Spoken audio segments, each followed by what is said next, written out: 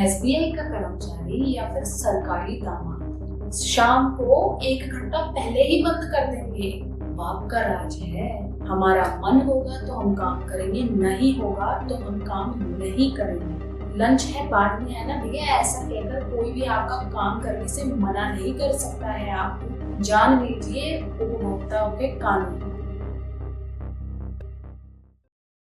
आज के टाइम पे भाई हर कोई इंसान बैंक की सेवाएं ले ही रहा है किसी ना किसी माध्यम से। अगर आप देखिए, कोई अध्यापक है या फिर कोई स्टूडेंट है, कोई किसान, तो कोई नेता, तो कोई डॉक्टर, तो कोई इंजीनियर, कोई भी इंसान, बूढ़ा बुजुर्ग जवान, हर कोई बैंकिंग सुविधाएं ले रहा है। बैंक से आप क्या करते हैं? ट्रांसफर करते हैं, मनी ट्रांसफर करते हैं, आपका पैसा एक सेफ जगह रहता है। बैंक की तरफ से आज के टाइम में काफी सारी सुविधाएं प्राप्त है। चालू जमा खाता, debit credit, net banking, NEFT, बीमा हो गए, डीमेट अकाउंट, पेंशन, ऐसी काफी सारी चीजें इसके अंदर है। कई बार क्या होता है ना, काफी सारे बैंक वाले आपको बहुत जुड़े जुड़े ऑफर देते हैं, काफी सारे विज्ञापन छपाते हैं, लेकिन उस विज्ञापन को आप लोग क्या ध्यान से नहीं पढ़ते हैं। उसके नीचे लिखा आता है टर्म्स एंड कंडीशन। अगर आप वो भी कभी पढ़ेंगे तो आपको सारी चीजें पता चल जाएगी। लेकिन क्या है ना भाई, उपभोक्ता बेवकूफ है।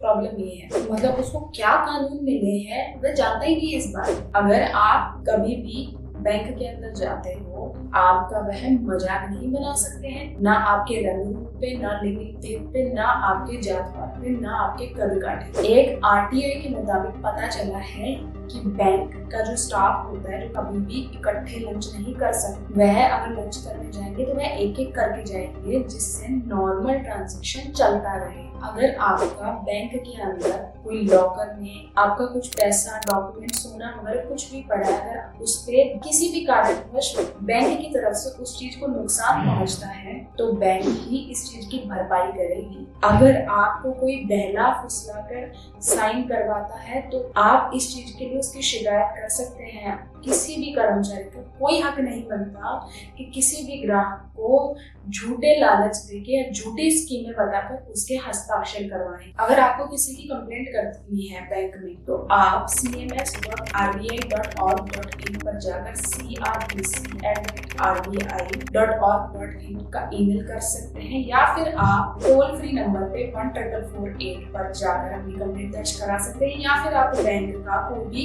लोकल जो वहाँ का टोल फ्री नंबर हो, आप उस पर कंप्लेंट कर सकते हैं। कभी आप ये सोचते हो कि बैंक जब आपसे बड़े बड़े वादे करती है, आपको EMI देंगे, लोन देंगे, ये देंगे, भैया लोन की अगर आप किस्त ना चुकाओ आपको 1000 फोन कर देंगे वो लोग।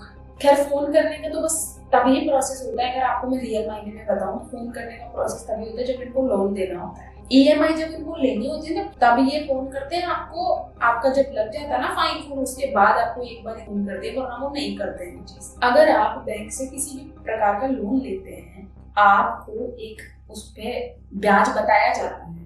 बैंक उससे ज्यादा आपसे नहीं ले सकता है, लेकिन कई जगह ऐसे भी केस सामने है कि बैंक आपको और पागल होते हैं। लेकिन आप अपने नियम कायदे का पूर्णतया जानकारी रखें, जिससे आप पागल नहीं होंगे। बैंक है, आपने देखो किसी से पैसा लिया है तो फिर उसका हक बनता है आपसे वो पैसा वापस लेना, लेकिन उसका यह हक नहीं बनता है कि वह आपसे किसी प्रकार की बदतमीजी करे या आपको नीचा दिखाए। नहीं, भारत का संविधान ऐसा कहीं नहीं कहता है। अगर आप उसका पैसा नहीं चुकाते तो बैंक कानून का सहारा लेकर जो कानून के हक में जो व्यवहार है वह आपको उसमें कर सकता है, लेकिन हम खुद से आपको बिल्कुल भी परेशान नहीं कर सकता है। मैं ये कहती हूँ, बैंकों का जो व्यवहार है वो जनता के हक में होना चाहिए, ग्राहकों के साथ न्याय संगत व्यवहार होना चाहिए। मेरा यही मानना है।